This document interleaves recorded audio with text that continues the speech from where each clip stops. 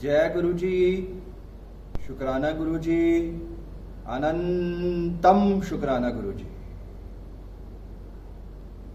जीवन में सत्संग ही सत्संग है,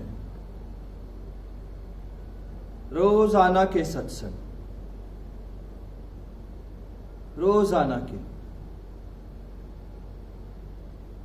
किसी संगत ने बड़ा अच्छा एक सवाल किया, बड़ी अच्छी बात करी कि गुरुजी जब समय आता है तो गुरुजी अपने आप देंगे, उस समय का इंतजार करना होगा। बात बहुत अच्छी थी और सच में गुरुजी ने कहा ये जब तेरा समय आएगा तेरे को अपने आप मिल जाएगा। मगर इसमें एक बहुत पुरानी कथा, बहुत पुरानी एक कहानी मुझे याद आई जो मैं आपसे शेयर करना चाहता हूं। करीब 20-25 साल पहले की बात है। केरला के मंदिर में, केरला शिव मंदिर से हूं मैं। वहां पे किसी ने एक बात कही थी कि एक बारी एक इंसान, एक संगत भगवान शिव के पास गई और उसने पूछा, हे भगवान, मेरा अच्छा समय कब आएगा? मेरे दिन कब बदलेंगे और मेरे सारे दुख कब खत्म होंगे? तो भगवान शिव ने भी एक ही चीज कही थी, वही चीज कही कि जब तेरा समय आएगा तब अपने आप बदल जाएगा। मगर उस इंसान, उस संगत को चैन नहीं पड़ा। वो सुन के उसको चैन नहीं पड़ा। उसने सोचा कि पता नहीं कब समय आएगा। वो अगले दिन से ही भगवान शिव के चरणों में आ गया और दिन रात एक पैर पे खड़े होके भगवान शिव को खुश करने लगा। अपनी सिमरन से, अपनी भक्ति से, अपनी श्रद्धा से भगवान शिव को खुश करने लगा। हम सब भी संगत जी क्यों मंदिरों में जाते हैं, क्यों गुरुद्वारों में जाते हैं, क्यों सत्संगों में जाते हैं और क्यों गुरुजी महाराज जी का सिमरन करते हैं? क्योंकि गुरुजी महाराज जी को हम सबको खुश करना है। हर इंसान चाहता है कि वो अपने भगवान को खुश करे। हर इंसान यही चाहता है। तो बस वो भी लग गया भगवान शिव को खुश करने में कि हे प्रभु, एक बार तो मेरे पे नजर डालो और दिन रात सिमरन, दिन रात भक्ति। और भगवान शिव उससे प्रसन्न हुए और उसकी किस्मत बदल गई। उसके सारे लेख बदल गए और तब कहा कि मैं तेरी भक्ति से, मैं तेरी श्रद्धा से, मैं तेरे प्यार से खुश हूं। तो आज तेरा समय बदल जाता है। इसी तरीके से हमारे गुरुजी महाराज जी को भी संगत जी सिमरन चाहिए।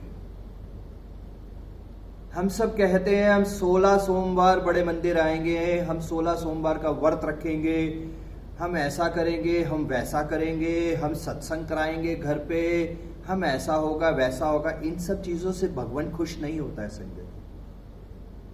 ये तो एक डील हो गई। भगवान खुश होता है हमारे सिमरन से, हमारी श्रद्धा से, हमारी भक्ति से। और हम सब भी जुड़ जाते हैं अपने गुरुजी महाराज जी को खुश करने। इसके साथ एक और कथा संगत जी, बहुत छोटी सी। बहुत साल पहले दरबार साहिब में बहुत साल पहले गुरु अर्जन देव जी साक्षात चोले में वहां थे। एक संगत वहां गई और वहां बड़ा बड़ा लिखा था कि जो लिखा है वो होगा। तो तब उन्होंने गुरु रामदास जी से एक सवाल पूछा,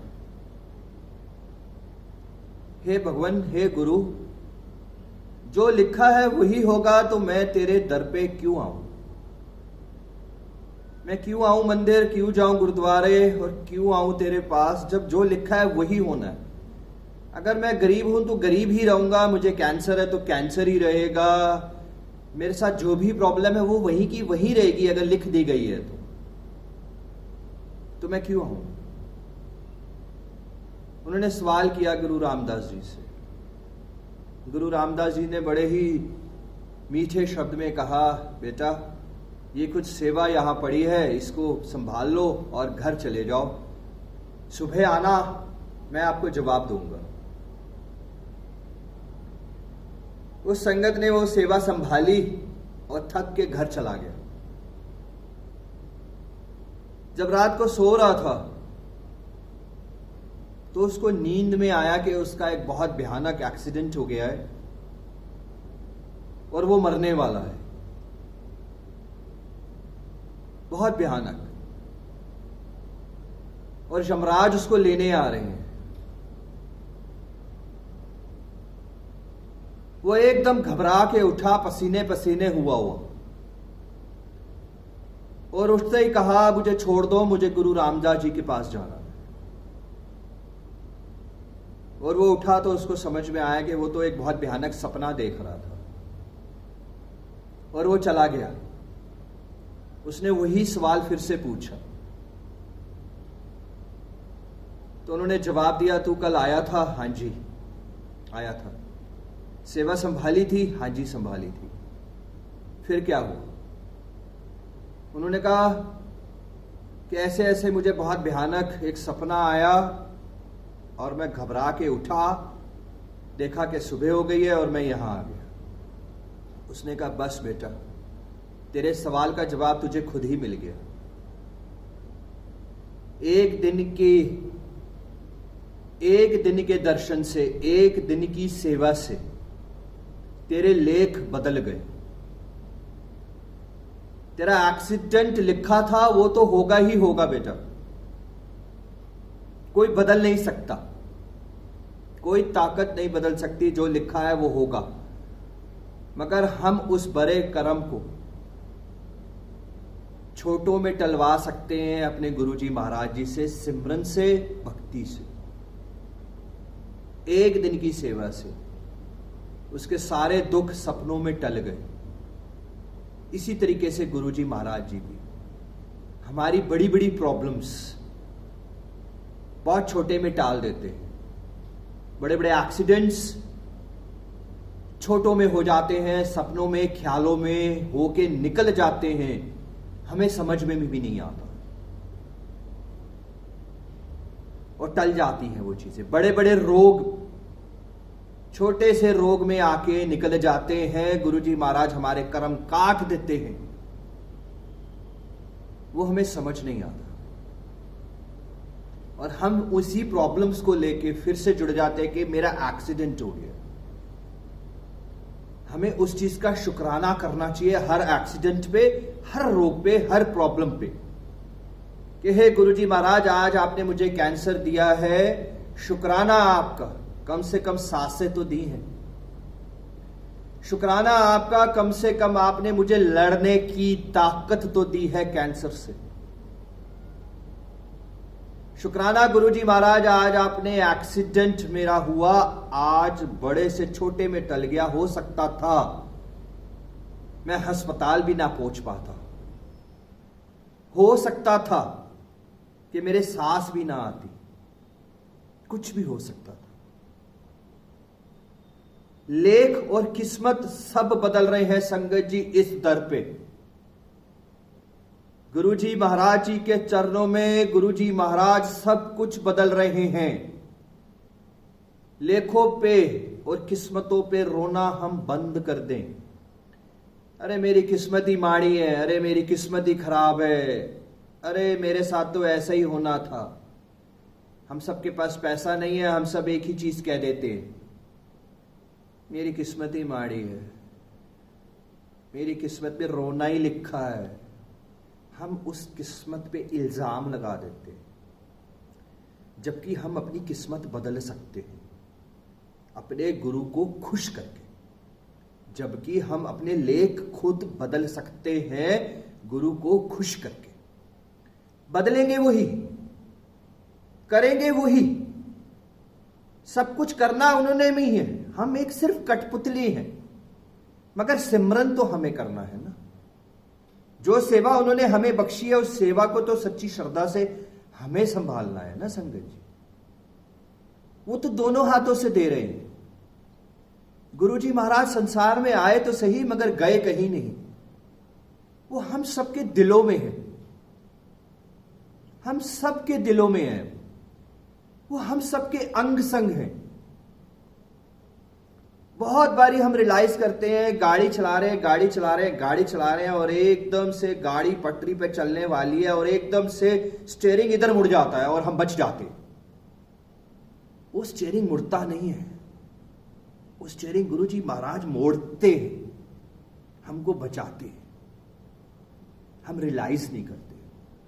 चल रहे हैं, गाड़ी ऊपर चढ़ गई है हमारे पैरों पे, एकदम से हम पीछे हो जाते हैं और बच के निकल जाते हैं।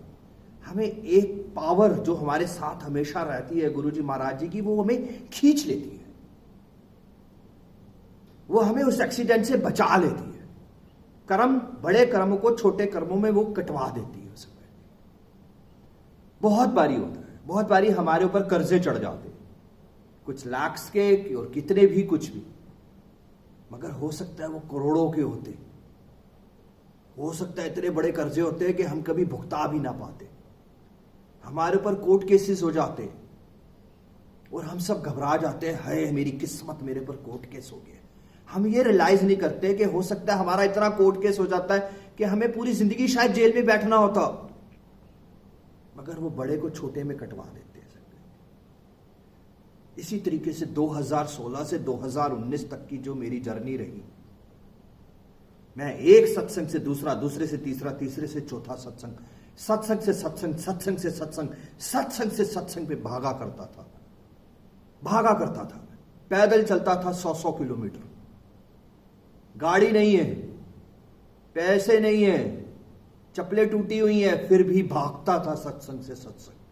रोड्स पे गिर जाता था, नालियों में गिर जाता, फिर भी भागता था, क्योंकि मुझे एक चीज समझ में आ गई थी कि कर्म कटवाने पड़ेंगे हमें। वो काट रहे हैं। 90% गुरुजी महाराज कहते हैं 90% कर्म मैं कट दूंगा, 10% खाली तू भुगतने। मगर मैं तो इस चीज को समझता हूं कि हमें 0.1 भी भुगतना नहीं पड़ता, 0.1 भी नहीं भुगतना पड़ता, और हम उसी 0.1 में भी घबरा जाते हैं। हम उसी में घबरा जाते हैं, शिकायत एंड बहुत सारी प्रॉब्लम्स में घिर जाते हैं, एंड सबसे पहले अपने लेखों को दोष देते हैं, अपनी किस्मतों को दोष देते हैं। सब लेख बदले जाएंगे। ये सारी जो लकीरें हैं ना, हाथों की, माथों की, कोई मैटर नहीं करती। वो बैठे हैं, हर चीज से बड़ा मेरा गुरु है, हर दुख से बड़ा मेरा गुरु है, हर प्रॉब्लम से बड़ा मेरा गुरु है, हर रोग से बड़ा मेरा गुरु है, हर चीज से बड़ा मेरा गुरु है, हर चीज से। और जब इतनी बड़ी पावर है हमारे साथ, तो हम घबराते क्यों हैं? सबसे पहले तो हम घबरा जाते हैं। मेरी कैंसर की रिपोर्ट आई, मैं घबरा गया पूरी तरीके से। हाय कैंसर, ये नहीं पता कि कैंसर को ठीक करने वाला मेरा गुरु बैठा है। आज मैंने अपने बिजनेस में घाटा खा लिया कुछ लाख्स का, मैं सबसे पहले तो घबरा जाता हूं, हाय घाटा हो गया। ये नहीं समझ में आ रहा कि उस घाटे को पूरे करने वाला भी तो बैठा है। अरे कोर्ट का केस कर दिया किसी ने, ये नहीं पता कि जज तो यही है। जज थोड़ी लिखता है, जज कुछ नहीं लिखता, वकील कुछ नहीं लिखता, डॉक्टर प्रिस्क्रिप्शन नहीं लिखता संगत जी, डॉक्टर रिपोर्ट्स नहीं बनाते, हमारे कर्म हमारे रिपोर्ट्स बनाते हैं। हमारे कर्म हमारे जज जो लिखता है वो हमारे सिर्फ हमारे कर्म है जो वो रिपीट करते हैं। मुझे कैंसर हो गया वो मेरे कर्म है, ना कि डॉक्टर का डिसीजन है। वो रिपोर्टों में कैंसर वो मेरे खुद के कर्म है संजय जी। और कर्म माफ कौन करेगा? हम खुद करेंगे अपने कर्म माफ, गुरुजी महाराज जी से करवाएंगे। करवाएंगे कैसे? सिमरन से,